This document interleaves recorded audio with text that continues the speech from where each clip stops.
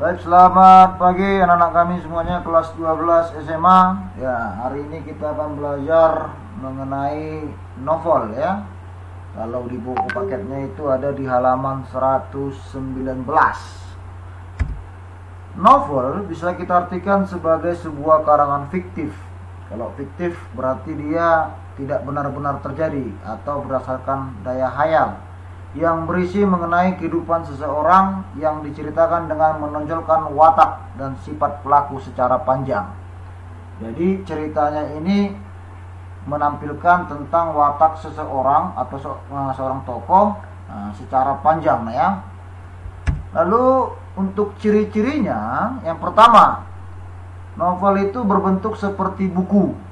Umumnya terdiri dari 400 halaman. Yang kedua, bentuk ceritanya panjang. Jumlah kata lebih dari 35.000 kata. Yang ketiga, isi ceritanya berasal dari kehidupan sehari-hari. Ya, berarti ini cerita yang diangkat berdasarkan masyarakat umum ya, kehidupan yang ada di masyarakat umum. Yang keempat, alur cerita kompleks. Ceritanya itu bisa alur maju mundur ya. Nah, yang kelima, banyak kalimat yang diulang. Yang kita bahas sekarang adalah unsur-unsur yang terkandung dalam novel, yaitu unsur-unsur intrinsiknya. Unsur intrinsik novel yang pertama adalah tema. Tema bisa diartikan sebuah gagasan pokok yang mendasari dari jalan cerita tersebut ya, atau bisa dikatakan sebagai landasan pengarang dalam membuat cerita. Apakah cerita itu tentang percintaan, apakah tentang keluarga, atau tentang pertikaian dan lain-lain ya. Yang kedua, alur atau plot. Alur diartikan sebagai jalan dari sebuah kisah cerita, merupakan karya sastra. Secara garis besar, alur merupakan urutan atau tahapan jalannya cerita. Antara lain ya, cerita itu dimulai dari perkenalan ya, pengenalan, atau bisa dikatakan sebagai orientasi. Setelah ada pengenalan, muncul yang namanya konflik. Konflik itu masalah ya. Nah, permasalahan yang timbul. Jadi setiap cerita itu pasti ada masalahnya. Lalu dari konflik itu meningkatlah dia menjadi komplikasi atau masalah semakin meluas. Karena masalahnya semakin meluas, lalu masuklah ke puncak masalahnya yang disebut sebagai konflik. Klimaks ya. Nah, klimaks, puncak masalah. Tapi setiap masalah tentunya ada penyelesaian yang disebut sebagai resolusi ya, atau penurunan konflik. Lalu masuk ke koda atau akhir cerita ya. Alur juga sebenarnya ada disebut sebagai alur maju, alur mundur, atau alur maju mundur. Tapi biasanya pada novel itu memiliki alur maju mundur ya. Ceritanya dimulai dari awal hingga akhir, tapi mungkin di tengah-tengah cerita ada sesuatu yang diingat kembali ke masa lampau. Kita masuk ke setting atau latar. Setting sangat berkaitan dengan tempat atau latar waktu ya, tempat, waktu ataupun suasana ya. Di mana kejadiannya ya, itu disebut dengan tempat.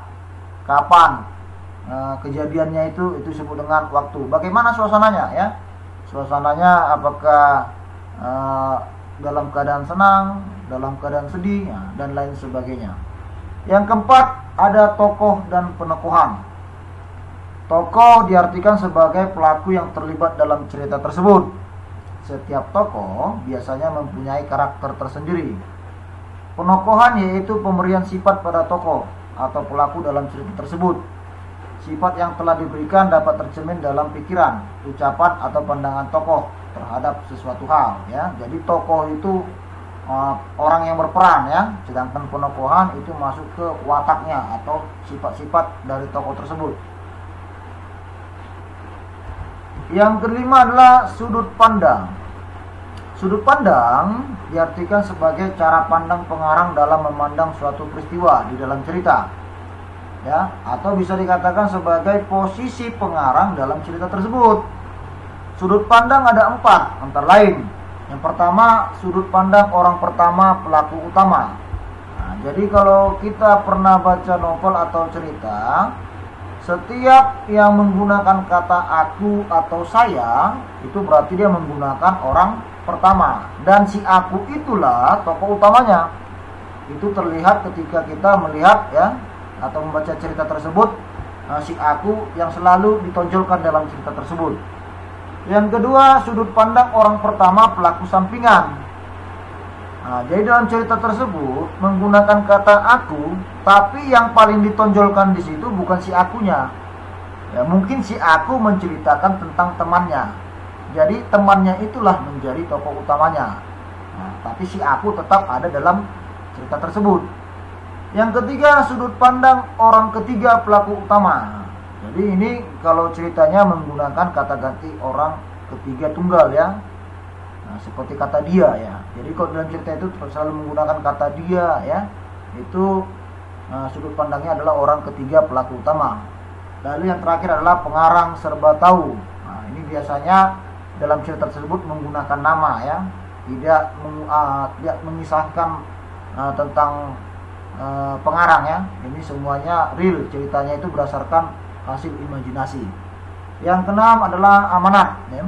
Amanat diartikan sebagai sebuah pesan dari seorang penulis atau pengarang cerita tersebut kepada pembaca agar pembaca dapat bertindak atau melakukan sesuatu ya. Jadi apa pesan-pesan yang ingin disampaikan oleh pengarang dalam cerita tersebut ya, kita bisa memetik sendiri nah ya. Lalu yang ketujuh, yang terakhir adalah gaya bahasa. Nah, ini materi tentang gaya bahasa sulit saya sampaikan melalui daring, nanti kita belajar secara tatap muka. Jadi demikianlah pembelajaran pada pagi ini. Semoga bermanfaat ya. Kita belum ada tugas, nanti tugasnya saya berikan secara langsung. Nah, saya tutup dengan mengucapkan selamat pagi dan salam sejahtera buat kita semua.